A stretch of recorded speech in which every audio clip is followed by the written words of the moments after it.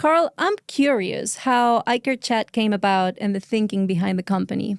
Frustration is probably the number one reason. As you know, Luna, one of the things that we do is we'll actually step into organizations and we'll try to integrate sales, marketing, operations, digital, et cetera. In healthcare, of course, there's a compliance overlay as well.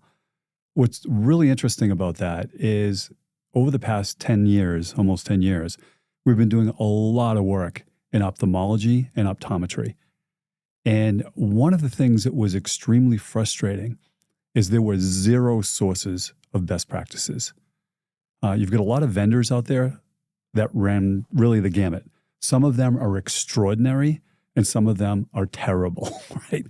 So if I'm an organization that's trying to flush out who's good, who's not, depending on the issues I've got, where do I go? Who do I talk to? Who has a grasp of the industry other than maybe some of my competitors or other peers, right? Maybe I go off to Askers or AAO or something like that to kind of see what's hot out there. But it's extraordinarily time consuming.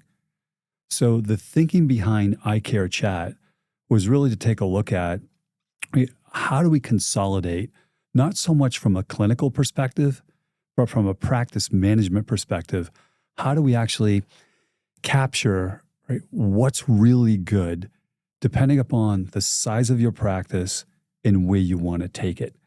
Because one of the things that we've seen, and we now have dozens and dozens of benchmarks, those benchmarks vary, right? And they vary a lot depending upon whether you might be a small, intimate practice in rural America versus part of an urban practice that's PE-led that includes 16 states, as an example.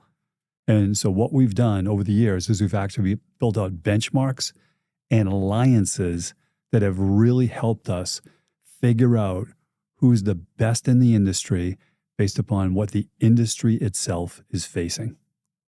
And that's kind of how it evolved.